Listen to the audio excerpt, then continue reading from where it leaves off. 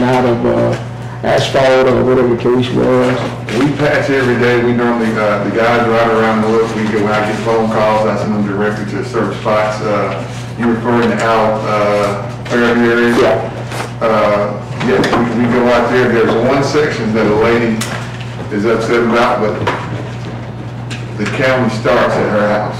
I know what you're talking about. We talked about it. It starts right, and she's a little upset, but it starts maybe 20 yards, 40 yards before it gets to her house.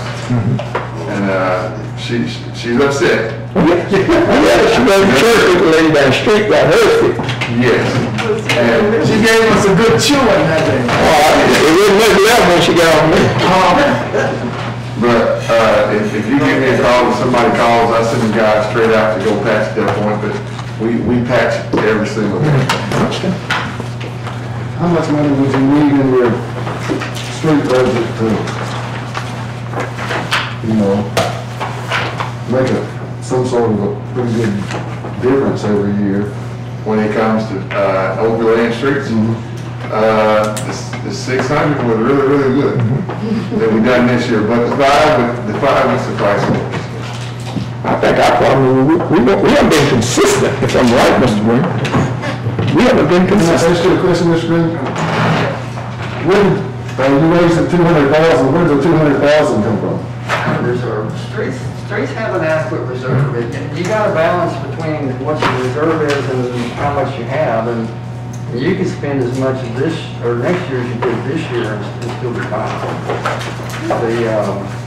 The only thing we're not doing this year that I've talked about before is solid waste hasn't been strong enough this year to transfer 100,000 in the street. That won't be done this year. But you could probably do one more good year of paving. With the 5 or 6, you got 500 in Yeah, here. but you could. You could probably stretch it to 6. You could go to 6. Because you gotta remember, we went 4 years Didn't do that. and virtually nothing. So, now, let me ask too, I know the sales tax issue for the state money that's gonna get split is, it passed. I'm trying to think, all it did is continue what had been going on, so we're not gonna get any extra money from that, it's just. We're not going to lose any. Just never gonna go away. Won't be losing. It's no sunset. Now, let me ask you one question. How many part-time employees do you have? Overall, parks, to street department, I think around 7. I know for parks you were budgeted for 3 for next year. I'm not sure what you have this year, but 3 for next year. 3 seasonal. Yes. Yeah.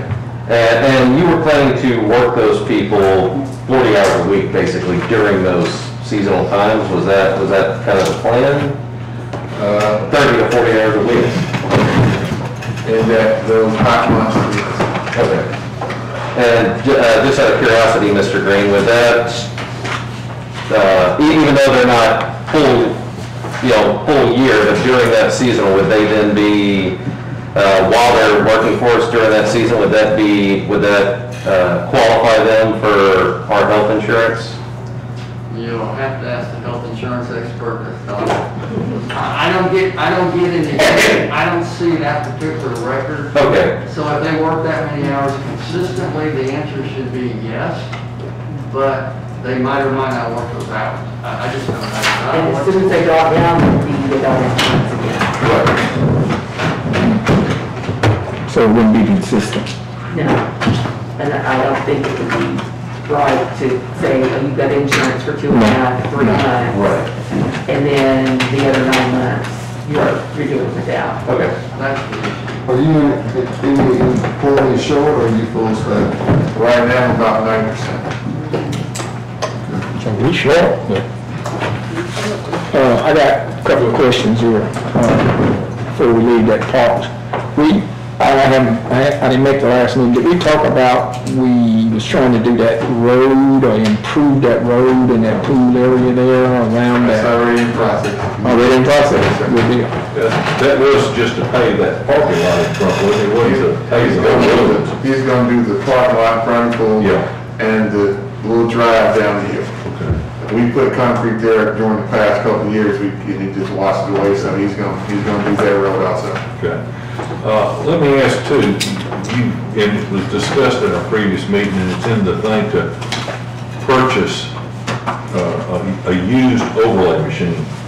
I'd be interested to know, after working with Mr. Foote on his overlay process and his people and all, if you think that the people you've got and whatever, that we'd be better off using them a while, or do you think you can train them up pretty quick? Did they learn a lot from Mr. Foote's crew? Right now, next year, I'd rather use Mr. Foote again. Okay. If we do get an overlay machine, it's not something you can learn overnight, in a couple of weeks, even a year or so, it takes time. Yeah. Because if you mess up, you really mess up. Right. Oh, no. You're gonna lay it down and pick it back up. So it would take a couple of years to get a guy good enough, several guys good enough to run an overlay machine. All right, I'm gonna jump the gun on you here a minute. Solid waste. There's a dozer out there. It's not working. What's wrong with it? Can you give me some input on it? The dozer out there is pretty old, and we've been patching on it for the last 10 years. And right now, I think we're gonna send it to the operator and let them do some work on it. That was one of the things I brought up. The guys I have, my mechanics, I want to get them some type of training when it comes to electrical stuff. They can fix anything. They're pretty good guys, but some things it's a little bit above our head, and we have to send it off. Everything's going to electronics. Yes. Yeah, definitely. Now, quick question. Investment in it. Is it worth the investment in it? I was in that area the weekend. Some of our machinery we're losing when we invest too much time and energy into it, because it may have a year left, and we're putting $15,000 into it, it may have a year left, but I know it's costly to buy a dozer one year and a track loader next year, so we patch the best we can patch. Okay. Would it hurt your feelings if I recommended we change this overlay machine to putting 55 into something else? Pick out something else? No, Okay. And the reason I brought it up is because in that, and you know yourself, in that solid waste area, that class 4 area around there, you gotta have a dozer. yes. You got to. We have a Bobcat now that we're gonna let them use the Bobcat to do it, so we have some backups, but we're piecing together everything. I had it there last week where we had no commercial trucks running. Right. They were all down all day Friday. And we had people come in from McGee to help us fix it. We had 3 guys from out of town to come help us get these things running. We got it running Friday night, and the guys worked Saturday just to catch up on track. But with the overlay machine, it's not as easy as just, again, sticking the guy in an overlay machine and saying, go lay asphalt down. It's not that easy. It will take a lot of training with not one guy, but several guys to know how to do it. Our turnover is pretty high sometimes. The guy that starts here this month may not be here 3 months from now. Right. So as of right now, I would definitely want to use smack over pavement. Let me, your dozer, what size dozer do you need out there? It varies for different times. I don't have. What kind, you know what kind you got? I'm not sure. That's a smaller dozer. It's a small. You really want a bigger dozer, but it would serve the purpose because he knows that landfill, you gotta have a dozer. Right. That's what keeps everything, When it gets wet. by state law, we gotta have. 5 days. We're gonna send a Bobcat out tomorrow to do a few things out there, but we need some more equipment at the landfill to keep it going. We haven't had any violations, we've been doing good, keeping everything under control, but Well, we're losing money past it. if you give me, the information of what dozer you got out there, I'll put a dealer out and see what might be available out there. I'm sure they get trainings all the time at Hudson Hall and out of Cat. And Mr. Hall, Mr. Franklin, they need to be commended. Them guys, I just happened to be there doing it, Yeah, and they were hopping it, and they didn't have anything to work with. yeah. And, you know, we talked a little bit, and all I could do was encourage them. Thank you. All right, I'm sorry. I was trying to find it in the budget, but I'm apparently really tired. I'm just not seeing it. For parks, so for the pool this year, budgeted for a startup, because I assume right now, I mean, granted, have to see how everything goes, but I assume right now is the plan is to have the pool open kind of this summer. I don't know what COVID's gonna do. I don't know if it's gonna get better or worse, but if we're in a situation we can open it, yes. But from a budget standpoint, right now, we're planning on it. Yeah. Okay. We had someone that was getting ready to come in to fix what you. Blue Water, Florida Rock is gonna come down and check on it.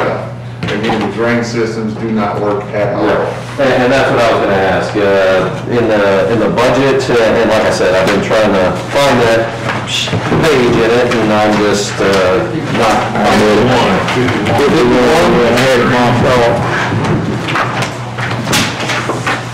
This is side note on the swimming pool and the large expenditures. Yeah, swimming pool. That's budgeted in the general fund, generally, we mainly focused on operations, chemicals, and minor repairs. If there's gonna be major repairs, that's where we'll go to A&P for the park dollars and ask them for that. Yes. Refurbishment or those types of costs. I plan on getting that money from A&P to do fix it. All right, I just had two questions since you brought it in there. On the, who are we using for testing? We use a water company sometimes. We went to Glen Mechanicals in El Dorado. Keenan's has it. They can do it right here in town now, so I'll be going to Keenan's everything.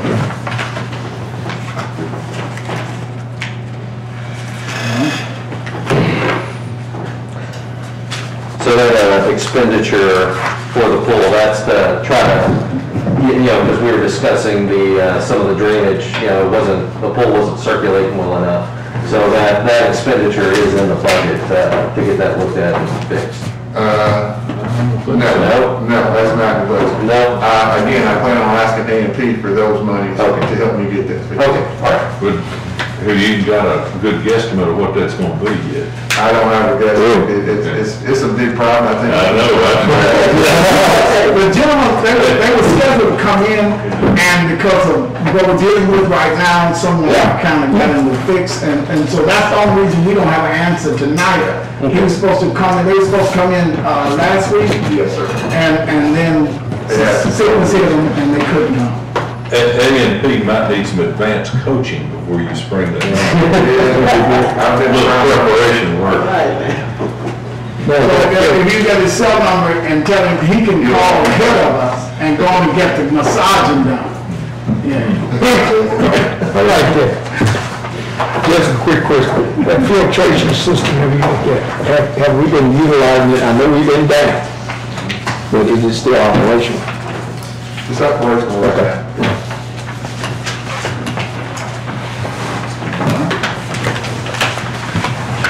I've got a question for Jim. I know those, everybody got anything else? Okay.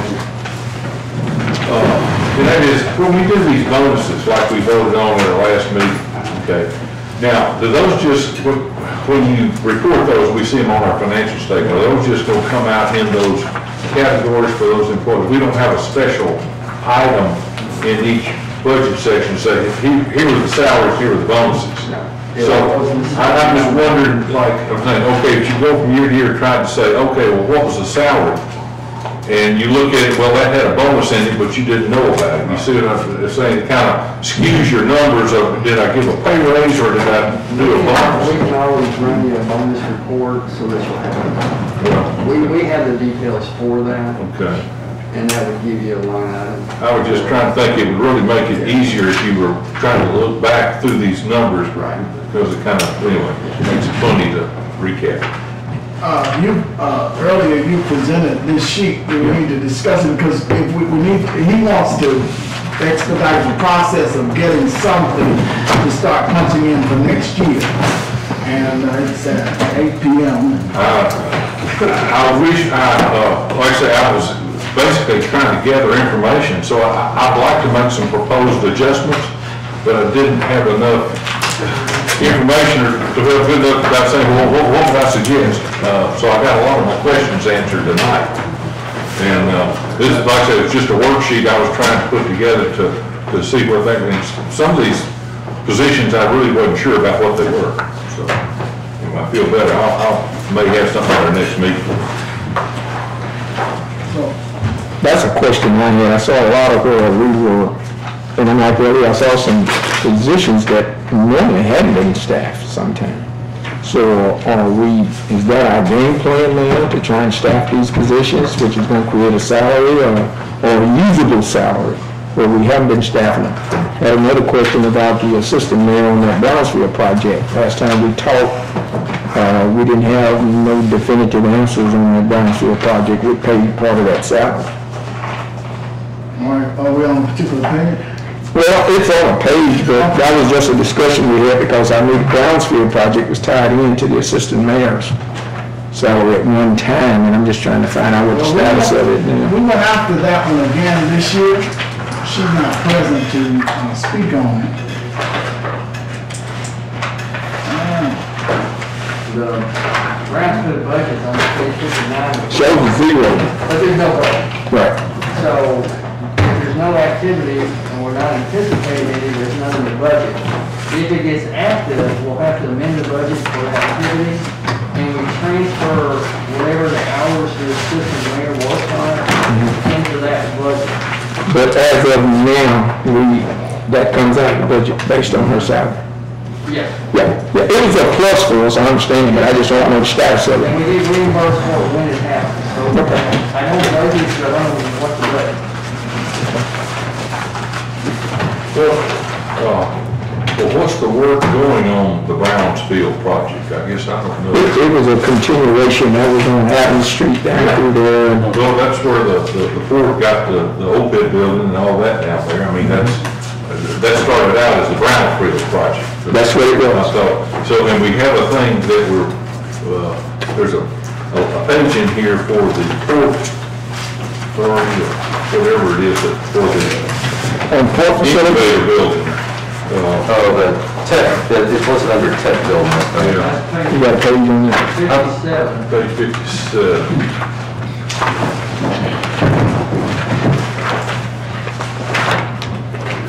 It's all zeros.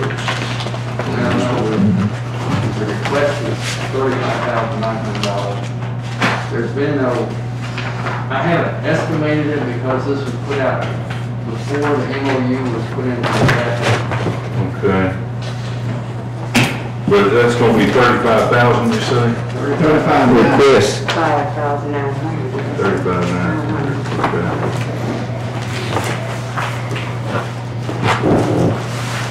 And then in the general revenues, there's a little bit of leasing revenue offset, but not a significant amount.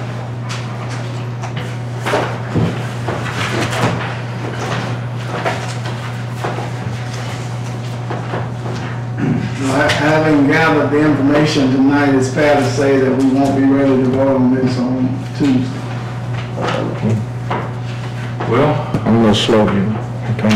The answer is no. Yes, good. Do we need another workshop after this one, or do we, what's the next step? I'm available for whatever we want to do, another workshop or whatever, but some of this information, I've been digesting it, but I haven't really presented to him to know where we are. I'm kind of saying, well, let's see, for myself, I'll try to come up with a list of my suggestions at our Tuesday meeting, and we can bounce them around, fuss about them. I'm not problem with that. I ain't ready till it's ready, I guess.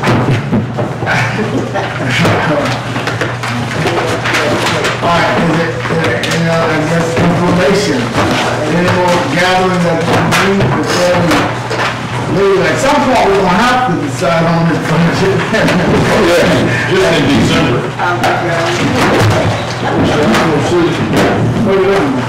Cecil was here. Yeah, he just left. Oh, he just left, Tom was here. Congratulations.